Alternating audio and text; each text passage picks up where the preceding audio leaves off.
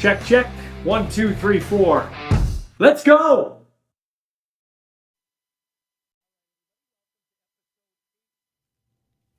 There we go. Got to turn the mic on.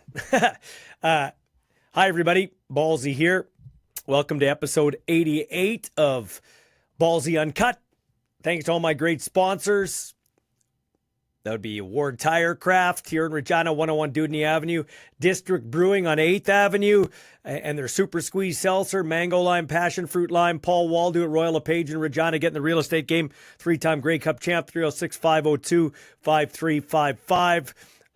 Also, AGT Foods Canada, feeding the world and giving back to the community. Murad Al-Khatib, his brother Omar, Murad's wife Michelle, back to the football community with the Regina Riot and the Regina Thunder.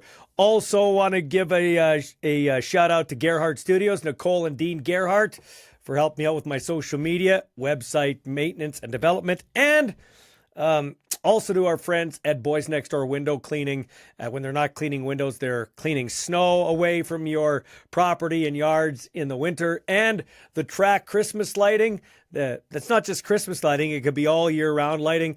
It's pricey to put in, but once it's in, it's like PVC fencing. You never have to worry about it again. And man, we really enjoyed it on our home. And yes, even though Nathan is my significant other's son, we did pay for it, but it's worth it. Trust me. Boys Next Door Window Cleaning, Nathan and Landon. All right, we're going to get to some news of the day here quickly. A Joe. And if you get a vehicle from me from now till the end of January, you'll be in the draw for 2 tickets to the Riders home opener and a Joe Obsidian Green jersey, which may be worth a lot more now because he has signed. The Saskatchewan Roughriders receiver has been released by the team so he can sign with the Indianapolis Colts. And what an impression he made. 20 catches, 307 yards, 2 touchdowns in 12 games before injuring his knee in Week 16 and missing the rest of the year, including the playoffs. But he's big. He's got good body control. And obviously Indianapolis wants to take a deeper look at him, so they have signed him. So good on that kid. I'll try to get him on the podcast soon. He and my son share the same agent, Rob Fry. Canadian quarterback Taylor Elgersma has accepted an invite to attend the 2025 Senior Bowl. The 22-year-old becomes the first Canadian university quarterback ever to attend the marquee All-Star game in the draft process. It's the biggest All-Star game for senior collegiate players, and he comes from Laurier to go do that. That's awesome. And New York Jets have hired Lions DC Aaron Glenn as their new head coach. Aaron Glenn used to be a defensive back for the Jets. He was a draft pick for the Jets in 1994, if I'm not mistaken. So he returns home to coach the New York Jets. Be interesting to see if he keeps Aaron Rodgers as his quarterback. They share the same first name. Maybe they'll have kindred spirits that way. Not sure who the Jets would get at quarterback if not Aaron Rodgers. I say run it back and see what you can do with him in your first year because Jet fans want a winner. It's been so long since they've made the playoffs. All right, coming up on the podcast, we'll speak about the NFL playoffs. We don't talk about this enough. The only kid to ever win a Super Bowl coming out of Saskatchewan, John Ryan. He's not a kid anymore, but we have him regularly on here, exclusive to our podcast coming up because it's getting sponsored. It is the segment called Kickin' It with John Ryan. So you don't want to miss that. We'll talk about his playoff memories from NFC Championship games gone by. He's won 2 and lost 1. Of course, a Super Bowl champ, lost a Super Bowl. And we'll also talk.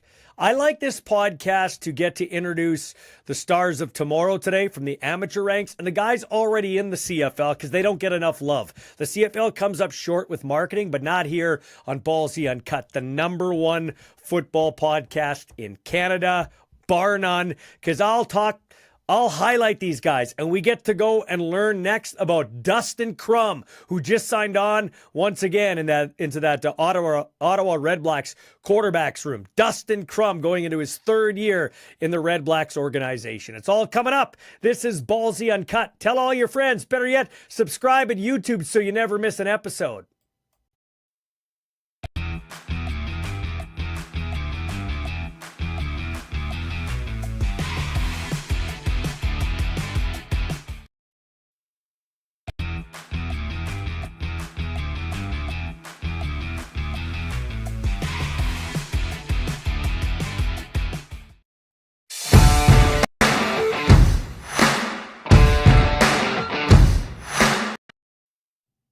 All right, this guy appears for the first time on our podcast. It's Dustin Crum, quarterback, Ottawa Redblacks. Welcome to the show. Appreciate it.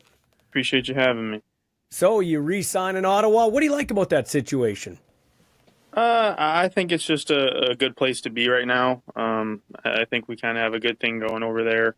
I think it's a good room to be in with Drew, and Coach Condell, I think, is one of the best coaches in the league with some of the things he brings to the table with developing guys, and just some of the things he does scheme-wise. It's fun to play for him, and just the city and fan base overall has been kind of fun to be a part of. So looking forward to running it back. Yeah, it was nice to make the playoffs. Talk about the excitement. It was a slow build in the stands, but once you guys made the playoffs, the fans are pretty excited. Yeah, it's definitely a fan base that's kind of hungry for success, and it's been fun to kind of start to get that way again, and to see their excitement grow throughout the season, and kind of just see their reaction. Just kind of, you could feel the energy a little bit from them and from the city. Was a really cool feeling. I'm interested, Dustin, what's your relationship like with Drew? Because you were a guy that, the year before, because of injury and ineffectiveness with other quarterbacks, you come in. I remember calling the Ryder game against Ottawa in Ottawa when he had a great game there. But what's your relationship like when he comes in and he kind of takes that starting role? Yeah. I mean, we're all competitive guys, obviously, but we all know only one guy can be out there on the field. And I knew that it was a possibility that at that time Ottawa would bring someone in for sure. I mean, I had done some good things, but I was still a rookie and had a lot to learn and a lot of growth, and still do at this point. But I would say our relationship was very beneficial for me this past year. I learned a lot from him, and it's been exciting for me. And I think he's a great dude. He's a great competitor.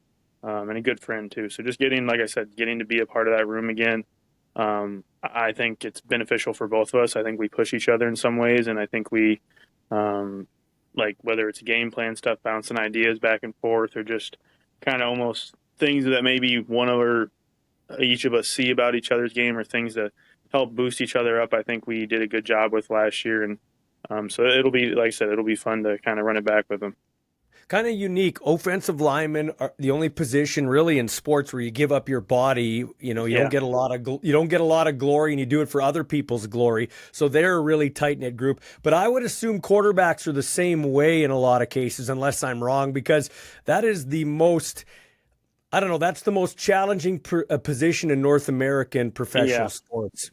Oh yeah, without a doubt. Because the only people that really know what quarterbacks go through are quarterbacks. And like everyone knows, we get all the spotlight and all the accolades and glory when things go bad, but you also get all the blame when things go wrong. And so the only people that really kind of knows what that feels like, and the weight and burden that can be sometimes, is quarterbacks. So like I said, getting to have good relationships with guys like that who share those similar experiences and have been in those shoes with you can help you grow tremendously as a player. Dustin, where's your game at in your opinion? Like, what do you like about your game to this point? I think I've done a really good job showing my mobility and athleticism and things like that. And it's been kind of funny in my career because that's something that's always been a constant. And then yet sometimes it gets doubted whenever I come to a new scene, just because I might not look like the fastest or most athletic guy, I guess, but it still translates no matter where I've ever played. Mm-hmm. But I would love to continue to develop more as a passer. I know I have the physical tools and ability. It's just a matter of continuing to see the game quicker and faster. And I don't think it's not trying to be cocky or anything, but I don't think it's an intelligence thing. It just, CFL game's different than down south. So kind of just seeing the different coverages, obviously 12 people on the field and the motions, things move a little differently. So getting those reps and the time to adjust to that, I think will let me kind of flourish as a quarterback, hopefully. And like I said, getting to learn from Coach Condell and be in a room with Drew and a lot of guys in the league that have helped me along the way. So it's an exciting process. But is it tough to get reps when you don't get reps? Like, it's one thing to get reps. It's one thing to get reps in practice, right? Right. But if you're not the starter, you don't get a lot of reps in practice. And then if you don't get into the games, it's got to be tough. Yeah. And then, I mean, to be honest, as a professional quarterback, you're not even really getting reps in practice during the season.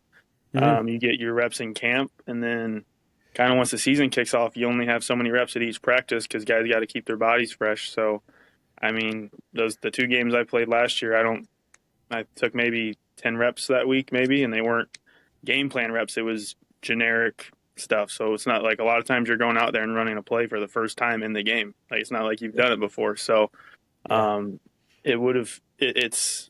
it's definitely beneficial, like you said, to get those reps and to feel those things and see the windows versus seeing them for the first time in the game. So take me, a mere mortal, into your cleats in the huddle. What's it like? What's it like? You're on the sidelines, you're charting plays, and then all of a sudden, hey, Crum, you're in. Crum, let's have a Crum back against the Bombers. Like, what's that rush like? What is that rush like? You definitely get a little adrenaline going, but I would say you do your best to just ignore it, almost to not feel it, just to kind of get into autopilot, kind of rely on your what reps you do have, your mental preparation, things like that, and just try to stay even keeled. Kind of you want to bring a little bit of a spark to the team, but you almost want to make it like as smooth as transition, like nothing even happened. You don't want to make it. You're not trying to rock the boat or make guys worried about you. You just want to get that first completion going and let everyone know, hey, we're good. Just keep operating, kind of as we go. Yeah. You might hear my dog barking in the back. He's gets excited. He's anxious, man. So, Good.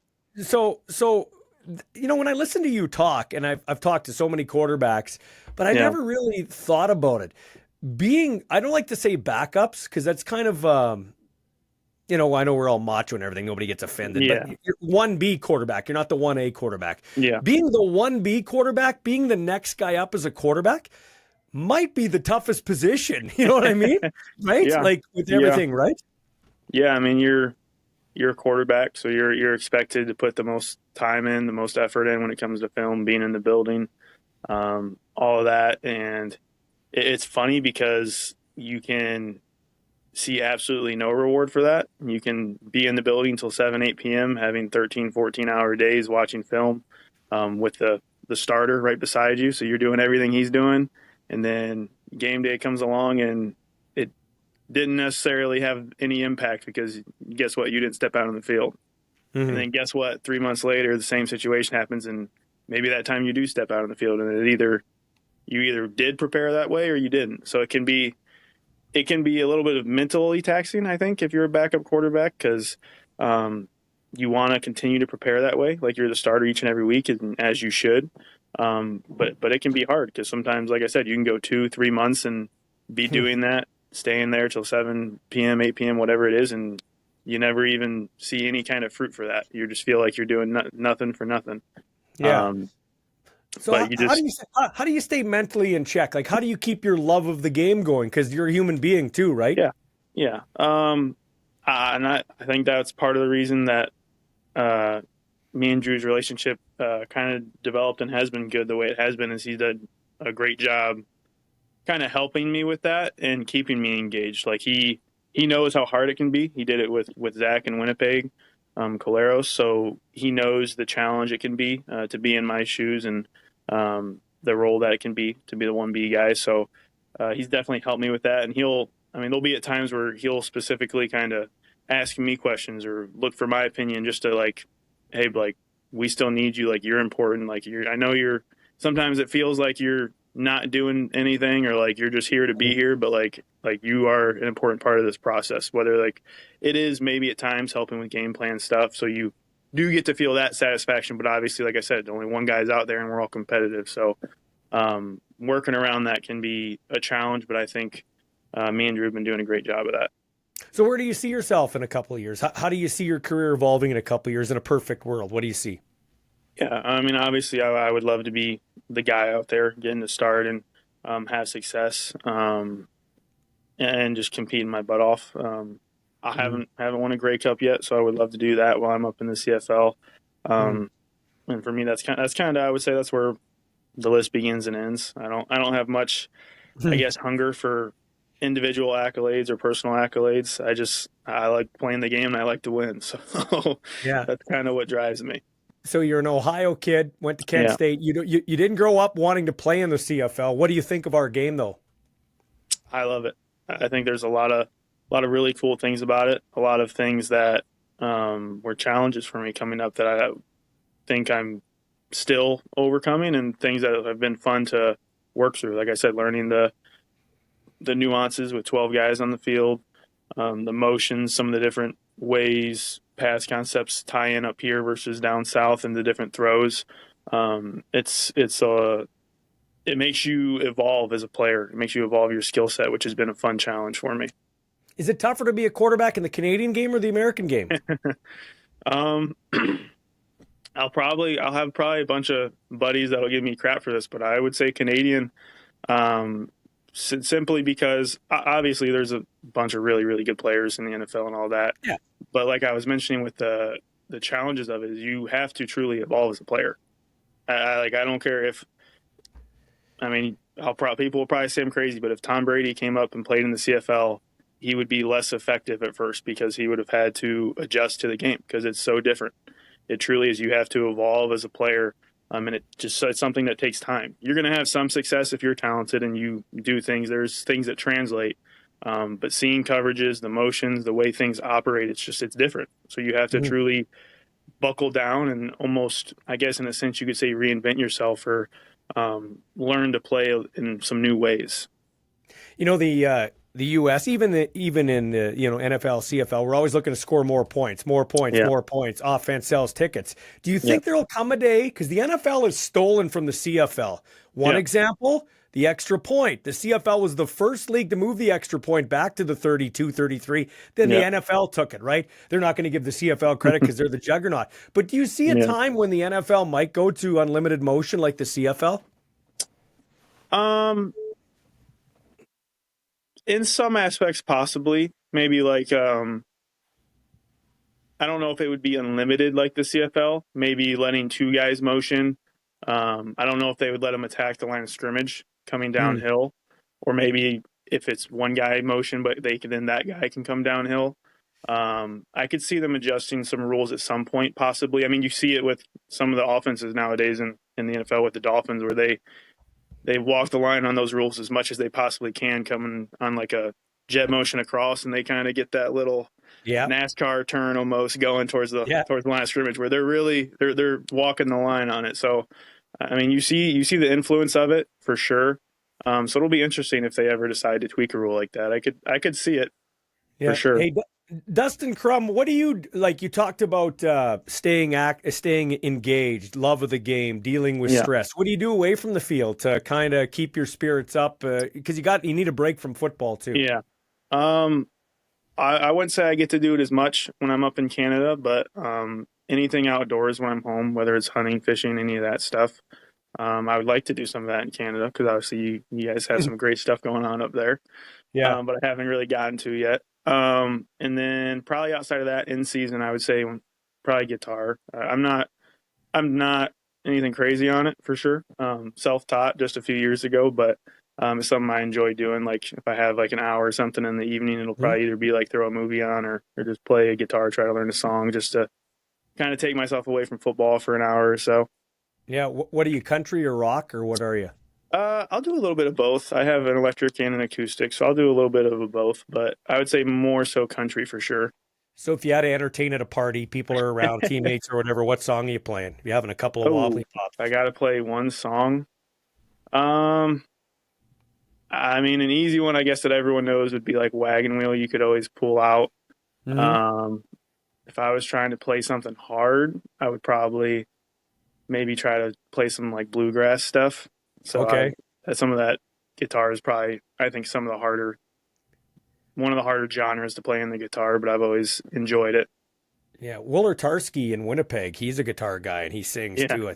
Drew told me about that actually. He used to take it with him on their trips. I haven't gotten to that point yet, but I might get there. So what rock riff can you do? I'm a rock guy. Can you do? Do you have one that you could play? I could do a bunch. I've probably learned just about all of them at some point. You name one, and I could probably do it. Can you do like Smoke on the Water, or can that's like that's like the easy. Yeah, it's like the iconic everyone learns first riff. Yeah. So My favorite guitarist of all time is Eddie Van Halen. Could you do any Van okay. Halen? It probably wouldn't sound like Eddie Van Halen, but I could probably give it a go. That's that's awesome. Hey, so what's the off season look like for you? Yeah. I usually will work with some local quarterbacks in the area, whether it's high school kids or every now and again some college guys back home. Doing that. My girlfriend actually got hired. She's a varsity head coach for a high school for girls basketball in the area. So I've basically becoming a girls basketball coach through that this off season. So that's been a fun adventure for me. Nice. But yeah, basically that's probably what takes up most of my time, and then training and stuff, obviously. What do you want to do after football? Because it does end for everybody. You're like you're a 26-year-old dude. Yep. You obviously, like you said, you still got a lot of tread left on your tires. So your birth certificate might say 26, but you're probably closer to 23 with your body, right? Yeah. So you might have a wrist injury from holding the clipboard. I'm just joking, buddy. I like watching you play. When you do get on the field, I like watching you play. You're an athletic dude. But what do you want to do after football? I don't know 100% yet. I got my engineering degree in college, so I thought about going that route. I thought about coaching a little bit. I definitely probably will coach in some degree, whether I don't know if it'll be try to be at college or just high school, just as something to do. But yeah, engineering I thought about. So definitely probably that would be where I would be right now if I had to, but I haven't completely decided for sure yet. I've never asked a quarterback this. Can you do one for me? Can you give me a Tommy Condell play call? Like I watched Sean Payton give Bo Nix. Like a play call. Yeah. And I'm like, I wouldn't even be able to spit that out. Can you do one off the top of your head? Well, I don't know if I got one off the top of my head because they just changed so much.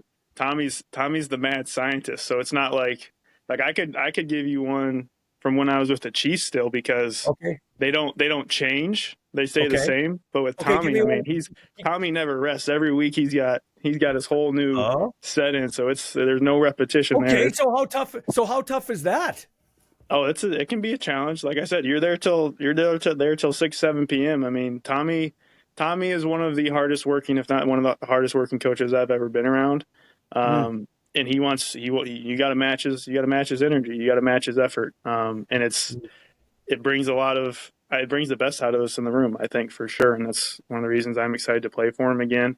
But yeah, he's awesome to bring around. And like I said, he's the mad scientist, and he's going to have something ready each week. So give me a Chiefs call then from back in 2022. Chiefs one? All right, give me a second. So the Chiefs, actually, it's interesting. They do their play call first in the headset and then the formation because they want you to memorize the formation based on the play. Okay. So like a red zone one that I remember would be gun, trips right, F counter jet, pass 36 rub, zebra cross dolphin. Would be one. So gun trips right. We'd have gun trips right, F counter jet, pass 36 rub, zebra cross dolphin, and then that could be on whatever, yellow, black, red, white, whatever Pat's saying it's on. That's what we're going on. But yeah. So that's like I guess it's like a motion back and forth, and then that one's usually Trav kind of rolling one way and catching a touchdown in the corner. So you see that one, that's what they call it. Okay. So Chiefs, Bills, who do you got in that game? Chiefs and Bills. I think it's so hard to go against the Chiefs just because they've obviously done it and they know how to win. But I think this might be the year the Bills get them. Yeah, I think it might be. I agree, but the Chiefs are a tough out, and I think the Eagles will be a little bit too much for the Commanders. Yeah, I would agree. Yeah. Hey, so who do you both? Let's start in the CFL because we're CFL guys. Yeah. But you can't say Drew Brown, okay? You can't say Drew Brown. Who do you like? You got a great view when you're not the best views in the huddle, but when you're on the sidelines or you're watching on TV, it's a small league. Who do you like watching in the league? Is there a player you like watching or a couple of guys you like watching in our league?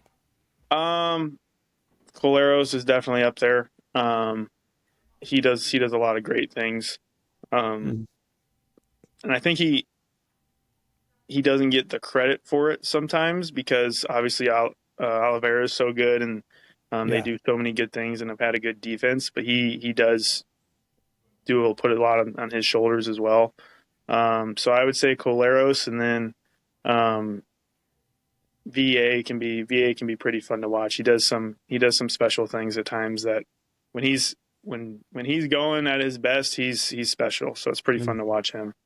How about you didn't grow up wanting to be a CFL guy? That's no disrespect. You just didn't. You're an American kid. Who did you want to emulate when you were coming up? When you decided I'm going to be a quarterback, this is the guy. Like I'm watching this guy. I like this guy. Yeah, when I was a little kid, actually, my favorite was Colt McCoy from Texas. I was a Texas fan in Ohio somehow. I remember like the first game I ever really remember watching and kind of understanding was the Texas USC Rose Bowl back in like 06.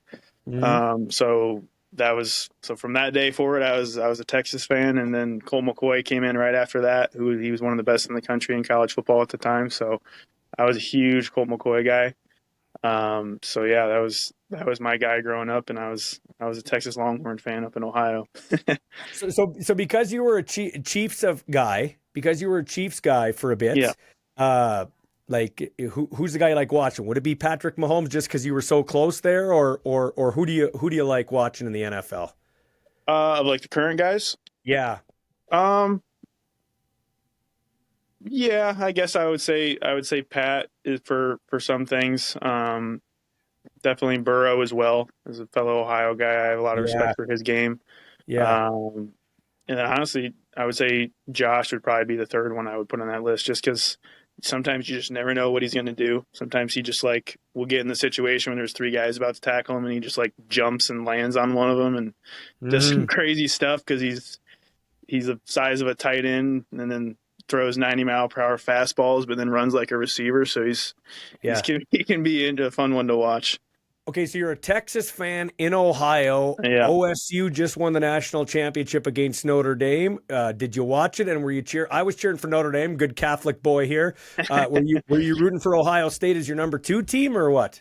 I was rooting for Ohio State. I wouldn't say they're necessarily my number 2 team. I guess that would be Texas now. Kent State would be my number 1. But yeah, right. But I do like to see Ohio State win if they're playing someone else like that, just because Ohio school represents kind of Ohio football, I guess, a little bit. Mm-hmm. Hey, this is what the league needs. It needs more people talking to guys like you and get to know you. I appreciate you coming on here, man. Thanks for adding to our league, and I do like watching you play when you get on the field, man. I appreciate that. Thanks for having me.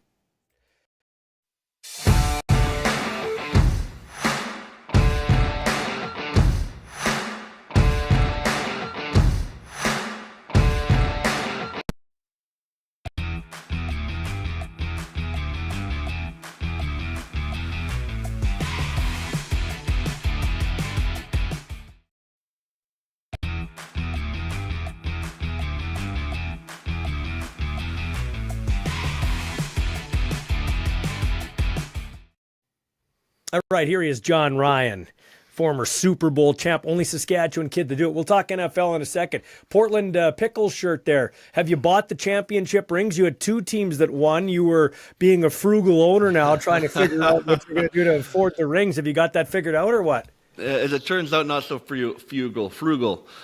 We get our rings this weekend, actually, for Portland, and then our rings for Lake County out in Ohio. We get them in March. So pretty exciting time.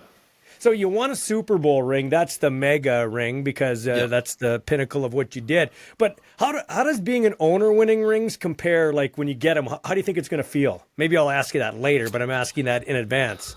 I'm not too sure. I remember I was in Portland for the championship game this year, and I didn't realize just how excited I'd be. I think a lot of the players you won a Super Bowl and you're this excited about this? I'm like, yeah, this is it took a lot of years to do it. It meant a lot to me. So I'm assuming that it'll mean a lot to get that ring as well. Would you like to be in an ownership group for a football team? Like you've owned rugby, you've owned these other things. Yep. Would you like to actually be in a football ownership group or running a football team or doing something like that? I think the situation has to be just right. I think obviously now the way the NFL is going, that's kind of out of reach unless I win the lottery. Yeah. But the CFL is out there, and a lot of these other leagues are popping up right now. It would be something that might be of interest in me to me down the road because I am really enjoying this baseball thing, and just announced yesterday we bought a soccer team in Portland, Oregon as well. So got 3 teams on the go now, and it's been a lot of fun and a lot of learning, and I think I could potentially take that to a football environment as well someday. But that's that'll definitely be something down the road if it does happen. Tell me about the soccer team. Yeah, we've been working on this as an expansion team. It's called the USL2, is the league. So it's the 4th division league in the soccer pyramid in the U.S. We have the MLS, the USL Championship, USL League 1, and the USL League 2. So it's a lower level team, which we kind of specialize in because we have a lot of fun with these lower level teams. The leash a little bit longer for the stuff you get away with. So we're already having fun with it, and we're going to announce the new name of the team early on in February, and we start playing in May. So it's something that we're pretty excited about.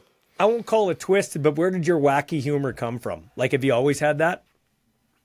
Maybe a little bit of an offside humor. Yeah, a little bit different.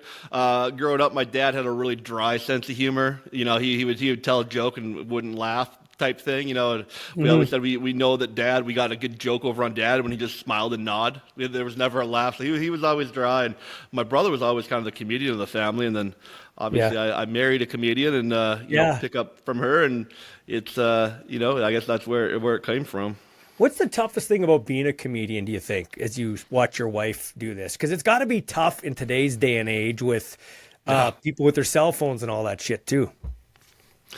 For me, she's an amazing comedian. She's great. Yes, she is. She headlines all over North America. For me, I can't believe that someone can just stand up on stage by themselves with a microphone and make people laugh. Not just people, 200, 300, 400, 500 people laugh for an hour straight. It blows my mind. And I don't know if she would say that was the hardest part because she's pretty damn good at it.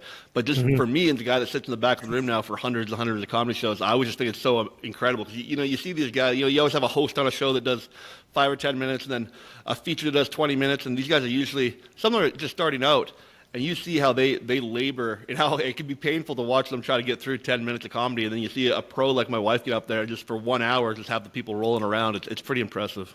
Does she bounce shit off of you? Like, does she do an impromptu thing for you in the living room or something like that? Or say, hey, what do you think of this joke? Or how should I do this? A little bit. I think she really writes from like real life situations, so... So you're in the jokes? So you're in the jokes? Yeah. There's about 20 minutes of her show right now is about me. I'm definitely the butt end of a lot of jokes. But there's so much plagiarism and everything going on right now with comedy, with YouTube, and so much stuff is out there that she wants to just avoid anything like that. So all her stories come from personal experience, and they're just it's fun to watch. She'll tell a story on stage and see how that story and the jokes evolve over the course of a year because you keep on working on it until it just fits just right. And she'll try a little bit here and there on me at home, or something will come up and she's like, oh, I got to write that down, stuff like that. And it's fun to see how that joke, something that we say together in the living room on a Friday night, that turns into a joke on stage 4 or 5 months later, how it evolves. This is Kicking It with John Ryan. So, like you said, she goes on stage and she's you marvel at what she does. Did you ever in your time, whether it was a CFL or on a bigger stage, the NFL, like, I know you didn't do much in the Super Bowl that you won, but the two you played in, did you ever at any point during the game go, I'm in the fucking Super Bowl? Yeah, it definitely happened many times, to be honest with you, because it's just, playing the NFL is crazy for me. I never thought I'd be able to do that, or at least I thought it was always, a huge goal. It might be a little bit out of reach. And so just when I got to the NFL, I just had so many of those moments where you look up and you're like, man, I'm playing in Miami, or I'm playing at Lambeau, or I'm playing at Soldier, and like you just almost can't believe it. But then, playing the football for as long as I did, going into my 10th year of pro football, when I went to the Super Bowl, it was still just the whole week of the Super Bowl. You just had to kind of be like, I'm in the Super Bowl. This is what I watched growing up. I watched Montana and Rice and Elway and all those guys, and now I'm on that field, on that stage. It was a real cool experience, and just it was definitely a pinch myself. The second Super Bowl, when I was one of the team captains and going out for that coin flip, I forget. I almost blacked out because it just you look at that thing and you have a president out there and you have all these guys out there and the whole world's eyes are on you, and just thinking that was so cool that I got to go out there for that.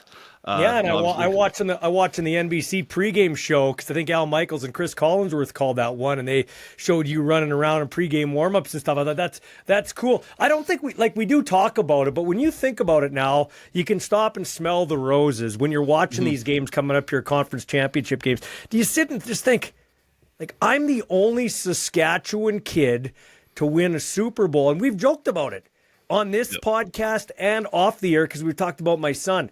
Like, you couldn't even get an agent to start. That's how low down the rung you were. Yeah, you look at guys now, and I kind of think of guys that get passed up in the NFL draft and their careers are over. I didn't get a tryout. I couldn't get an agent. I knew that my path was to the CFL. So I was such a long shot to make it that I think someone asked me, one of my best friends in Seattle asked me, what were your odds of making it from Saskatchewan? I'm like, there were no odds. It was zero. There were no odds. It never happened before, and that didn't really sink in until kind of after my career now, and people mainly you, when you introduced me as the only Super Bowl champion from Saskatchewan, that kind of blows my mind because there's been so many good football players from Saskatchewan. Like, we're talking hundreds of good players that are a lot better than me. I just kind of found my niche and worked on it and found a way to get in there because, I look at guys that, never got the opportunity to play in the NFL that definitely should have or could have. And I just feel very blessed to have been the one that kind of got in. Well, you know what? I don't think you'd mind me saying this because you've said it yourself before. I believe on record, but no, it was on record. We talked about this. If there isn't a Canadian ratio, if there isn't a CFL, John Ryan isn't with a famous comedian living in Los Angeles, even though half of it burned to the ground. And we'll talk about that in a bit. Yeah. But you're not there. Who knows what you're doing? Maybe you're in, not there's anything wrong with that, but maybe you're back here. Maybe you played in the CFL and you're working a job. You're not owning teams. This is why I love the CFL. It's a second chance league. And you just see it here recently. Trevor Reed, rookie left tackle with the Riders, does a great job. And now he signs a deal with the Vikings. Today, a Joe as we talk, signs with the Indianapolis Colts. There's a guy that, he's coming out of high school. He was the number one receiver. My kid was ranked number 2. He goes to Clemson, and then for whatever reason ends up in a JUCO 7th round pick of the Riders, and now he's in Indy. It's a great second chance league, the CFL. I think it's a great second chance league. I think for me, it was a first chance league. Yes. Really is the way I put it. And I think we're kind of taking away all those first chances now for Canadian guys, the way it is going right now for the Canadian punters and kickers. But if not for the ratio, I wouldn't have got my first chance. A lot of times these guys that come back from the U.S., it is their second chance, but we're starting to kind of get rid of that first chance. And it is becoming only a second chance league, which I'm not a big fan of right now. What about your buddy Julian from Edmonton who took over from you? He's now in Tampa, I guess. So that's a good chance. Do you think he has a pretty good chance of sticking there? He does. He did a little bit what I did when I was in the CFL and just kind of showed off the big leg, got those gaudy numbers. He averaged like 53 yards a punt. Very, very cool for a Canadian guy to do that. And I think he's got a great shot at the NFL right now. That's what they want to see is those big legs right now. The return game's almost become nil in the NFL. So guys are really able to, if you can hang it up there and get it out there, that's what they're looking for. And he definitely has that. So I would love to see him make it. I'm in contact with him every once in a while. Love the guy. And hopefully see another Canadian punter in the NFL. Yeah, for sure, man. I think it speaks to how good Canadians are doing now that we're seeing more and more Canadians in the NFL, like Chuba Hubbard, like Chase Brown, like Julian, like there's the kid from Guelph that's playing on I forget what D line he's playing on, but he was instrumental in one of the D lines in the playoffs here. So I mean, there are some Canadians coming on board more than ever. Yeah, and I think that's a lot because of minor football the way it is. When I played minor football, we played our 8 or 9 games, and that was it. And don't get me wrong, RMF was the greatest minor football association in all of Canada. But I just had my niece just got back from Florida the other day. 11, 12 years old playing flag football in Florida. My nephew played at SoFi last year. 11 years old. Kids from Saskatchewan and kids from all over Canada are getting these opportunities now to come to the U.S. and play, not necessarily with the Americans, but with a bunch of Canadians to come here and play with them. And those are opportunities that didn't exist when I was a kid. You played your 2 or 3 months of football and then it was done. And now some of these kids are playing nearly year round. They're having these amazing opportunities. I think, when you fast forward 10 years, you see that's what we're getting is we're getting more Canadian content and bigger positions. So your nephew played at SoFi. You didn't, did you? I never got the chance to. No. I actually went to the Seahawks were there. What was it, 2 weeks ago or 3 weeks ago? I got to go, but I played at the Coliseum, but my nephew got to play at SoFi, and I never did. Now, I got to be on the SoFi turf kicking field goals, actually. Me and Sean Kleisinger back in our radio days, so I was even on there. By the way, 29, 30-yard field goal I tried, a lot harder than it looks. It's a lot harder. It's a lot harder than it looks, man. So let's talk a bit about these conference championship games. Yeah. You've been in a couple. What's it like to be on the cusp of a Super Bowl, to be right there knowing that if you win this game, like talk about the first one. Let's go through both because you were in a couple. Let's talk about the first one. And it was San Francisco, right? The first one? Well, my first one was actually in 2007 with the Green Bay Packers. Yeah, when you came up short. The Giants, in that frigid game. That was Favre's last game. Yeah, last game with the Packers. Yeah, so it was, it's so funny because you can just at that point you can taste it.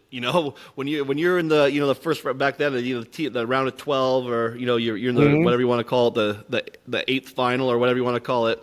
It's still you still got to win 3 games to get to the big show. When you're in the championship, you're 1 game. You're 4 quarters away from being in the Super Bowl, and you can taste it. And I'll tell you, we lost to the Giants that year in overtime. In one of the coldest games I've ever played in, and then they went on to upset the undefeated at that point New England Patriots. Little Timmy Brady. But it was, but when you watch that game 2 weeks later, it's hard, it's painful. You're like, I should be on that field right now. They're raising my Lombardi Trophy. They're having all that stuff. It's hard to watch. When you're that close and you don't get there.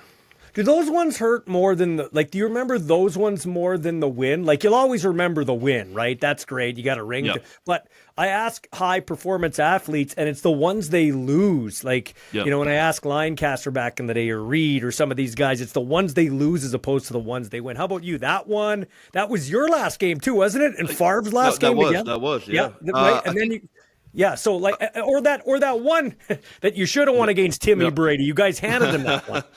Yeah, I think that really, to be honest with you, the older I got, the more the wins meant to me. When I was younger, not that I was any less competitive, but I didn't dwell on the losses as much as I enjoyed the wins. Mm-hmm. And so I think that really was something that, saved me when we did lose in Super Bowl 49 to the Patriots, and that one of the most painful losses in the history of sport. Luckily, we won it the year before, which helped a little bit to numb that. But when I think back on my career, I think back a lot more on the Super Bowl win 48 than the loss in 49. Yeah, who played for you guys in the after party for the championship? When we won? Yeah. Macklemore played. Yeah. Paul Allen brought his band up and they played. The year we lost, it was Snoop Dogg, and I did not attend that party. But I found out years later that my mother did attend that party, and she quite enjoyed Snoop Dogg. That's hilarious. So, John, so it was in the NFC Championship game against Green Bay where you threw that touchdown, if I'm not mistaken, right? Yes. The comeback.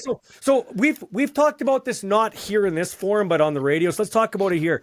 How often did you guys practice that in the week leading up to it? And what are the nerves like when you're going in? Because that was really a tide turner in the game. That really actually flipped the script. Yeah, the play we were talking about was a fake field goal. And the way Brian Schneider, our special teams coordinator, he didn't have like a book of fakes in. Like some teams will have 3 or 4 fakes they work all year. He didn't do that. If he ever saw a tendency of what the defense was doing that we could take advantage of, then he would design a fake for that tendency. And he saw them all week. Whenever they were in a mid-range field goal, they were crashing down on the short side of the field hard. The guy on the outside was crashing hard. And so we came up with a play to try to beat that. It was called Charlie Brown. And we literally put that play, we played on Sunday. We put that play in on Thursday morning. First time we saw it, Thursday morning. Walked through, ran it 2 or 3 times. Practiced again 2 or 3 times. Friday, same thing, 2 or 3 times. And the thing is we practiced it more as a run play because it was a run-first option. Right. So it was designed more as a run play, and that's what we kind of wanted, and what the coaches wanted anyway, to make it the run, get to the first down, and get out of bounds. So it was so specific. When you see a play like that, it was basically like we obviously had to be behind. It probably had to be somewhere in the third quarter. The ball had to be between the 20 and 30-yard line, probably 20 to 25. Yeah. That's how specific this was. Yeah. So we're driving down the field, and we're down 16-0 with 5 minutes left in the third quarter, and we couldn't do shit all day. Like it was just like nothing we did worked. It was painful how nothing worked. So literally, I'm running on the field. I'm like, this could be the perfect opportunity for this play. I turn around, and Pete just says Charlie Brown, and I'm like, let's go. People ask me if I was nervous, or because I had a weird face when I threw it. They're like, oh, you look scared. I'm like, no, there's no room to be scared when you played football for 30 years.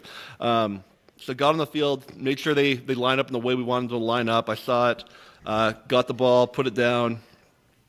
Steve Hauschka comes through like he's going to kick it. I pull Lucy. I go around and I'm hauling ass around the left side. Yeah. And we kind of put A.J. Hawk on a 2-for-1. So he either had to come up for me, and if he came up to me, I was going to pass. If he dropped in the coverage, I was going to run. So I'm thinking run all the way. He comes up the last second, I just flip it up to Gary Gilliam.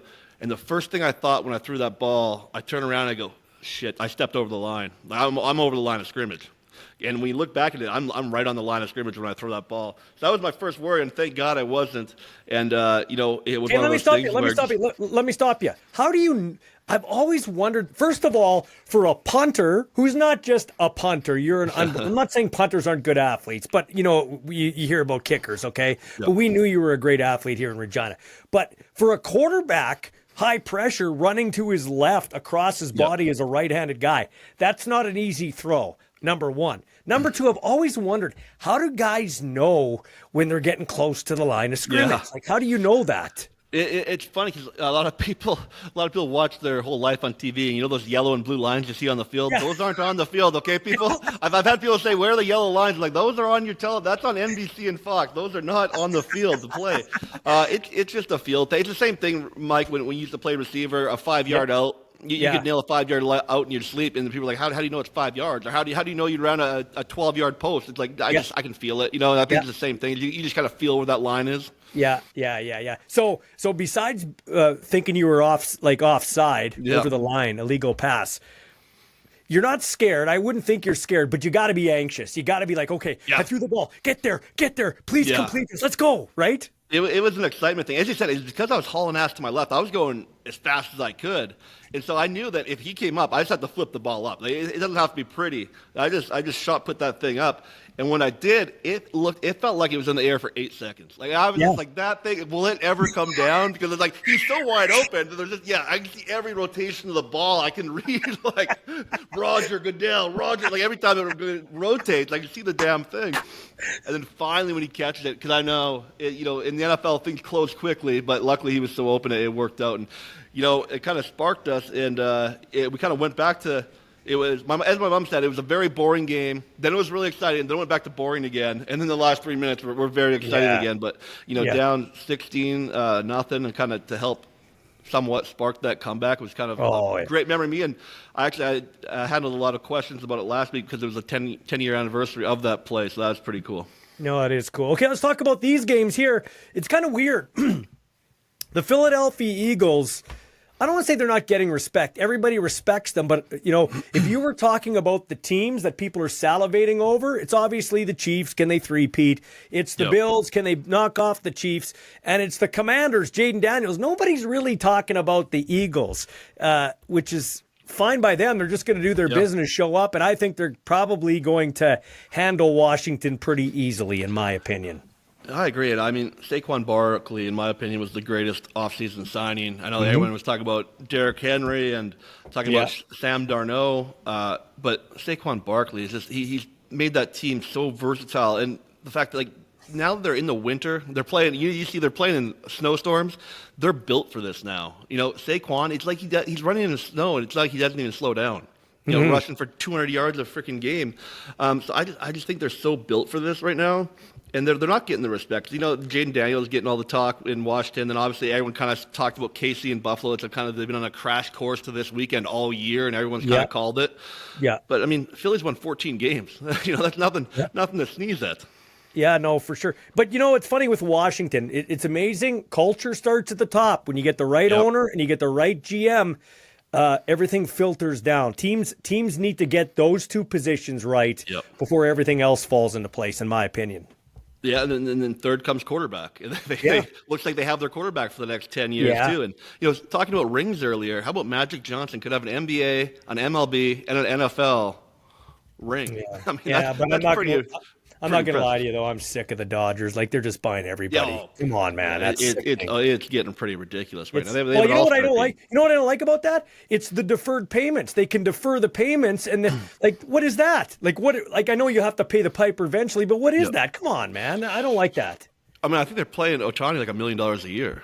$1 million or $2 million a year. They're paying him next to nothing. They're basically paying him league minimum to play. But I think the thing is now people are saying, well, we need a salary cap. Even if we put a salary cap in, it'll take 25 to 30 years to flush out all these deferred payments. We're talking, some of these guys are getting paid until 2050, if not farther. Yeah, you know who has one of the best agents in the world in hindsight was Bobby Bonilla. We call Canada Day Bobby Bonilla Day because he gets like 2-point-some million every July 1st for like another 10 years. Yeah, he's been like the top 5 paid players on the Mets for like 20 years. I mean, like it's not done yet. It keeps on going for like another, I don't know how long, but I thought it had been almost done. It's still going for like 5 more years or whatever it is. 5 or 10 more years, for sure. Okay, so we're in agreement there. I actually think Baltimore is a better team than Buffalo. I think Baltimore should have given the ball to Derrick Henry more. Mark Andrews, who's an all-timer. If he doesn't fumble and then drop the 2 points, I think Baltimore maybe wins in overtime. I don't know, man. I don't like them. I want anybody but the Chiefs, but I'm not betting against the Chiefs on home turf. They get all the big calls at all the right times. I think Buffalo's going to lose again. I agree with you. Casey just finds a way to get it done. If you want to call it luck, fluke, you having the refs in their bed, whatever it is, they get it done. Cause, but as you said, like I thought Baltimore was a better team. I think they were handing the ball to Derrick Henry. They're crushing it, and then all of a sudden they just stopped doing that for whatever reason. I'm not sure. I don't know why you get away from that in a game like that, especially with the weather the way it was. But probably, I hate to say it, blame it on one player, and I'm not going to, but it's probably a game that usually if Andrews plays the way he normally plays, they probably win that game. Yeah. But, Buffalo going into KC, it's going to be a weather game, which they're both used to, I'm sure. But KC is they're too much right now. They're going to figure it out. They'll always figure it out to be KC. In more way than one, they're too much right now. Yeah. Oh, I'm sick of it, man. They're the Patriots. I'm tired of it, and I'm tired of looking at Taylor Swift. Nothing against her, but I'm just tired of it. But you got to give him credit, and you got to give this guy credit. I don't like Travis Kelce as he bugs me, but Travis Kelce gets it done in the playoffs. We're seeing playoff Travis Kelce again. Exactly. You can say he had an average year, whatever. I think he's still 5th in receiving yards for all tight ends. He had like 820 some yards, something like that this year. But come playoff time, it's just like clockwork: 100, 121 yards, a touchdown or two every single game. It's crazy that he's 35 and still doing it like that. But when it's all said and done, he's going to be one of the greatest, and part of the reasons why he always plays so well in playoffs. Okay, so I'm not going political here. I'm just going with lives. What was it like in LA there for a bit? We've talked about underfunding and all this type of stuff, whatever. That's somebody else's. But honestly, man, how scary was that for you and your wife, Sarah? And what's it like now in Los Angeles? Yeah, it was definitely scary. We're in the valley, and it was really raging for those few days. And then Friday, I came out of a restaurant down here at about 4:30. And when I say restaurant, I mean bar. And I came out of the bar, and I look over at the ridge, of the hill over here, and I can see smoke just billowing over. Yeah. And I can see the flames come up. And it was kind of a ridge that they had to protect. If they didn't protect that ridge, it was coming straight at our house. They were evacuating around us. Evacuation warnings up to about 4 blocks away. So that give you an idea. That's how close we were last Friday night to evacuate. We had the bags packed and all the cats drugged up and ready to take them to Arizona. But it was definitely scary. They kind of, as I said, they had to protect that ridge. If it comes down that ridge, if it crossed the 405, I don't even want to say, but there might not have been LA anymore if that had happened. So it's better now, like better comparatively speaking. Yeah, right now I think last I saw they have like 65% of it contained. A lot of help from all these Canadian bombers that came. That was a huge help. Fires like this are kind of fought from the air, and Canada gave a lot of help with that. So thankful for that. Somebody should tell Trump. Somebody should tell Trump that. Well, they came to help Trump. They came to help him. They love Trumpy. The greatest of all time. The greatest. Yeah. Yeah. So it was a scary week, and we had friends that lost their homes. It's awful. I think it's going to take a long time to. If you could see in person just how big of area this wiped out, hundreds and hundreds into the thousands of homes that were just absolutely. They're just rubble. There's Regina's gone, right? The equivalent of Regina's gone, basically. Yeah, it was really crazy to see. So you're packing up what do you like? Not to be funny about this, but what are you taking? Like, are you packing that Super Bowl ring? Like, what are you taking that doesn't burn up? Like, what are some? It's weird. It's a weird feeling when you're packing there. But it was actually when I started doing it was like so much less than I thought I'd want to take. To be honest with you, I have a safe at home with my Super Bowl rings and my wife's jewelry, and then our computers with all our wedding pictures and everything on them. But after that I was like, okay, grab the cat, and I got one bag and let's go to Arizona. Luckily, it didn't come to that. Love it. I love that, man. Hey, thanks for your time, man. Enjoy the championship weekend, and we'll catch up Super Bowl week, okay? You bet, Ballsy. Thanks, buddy.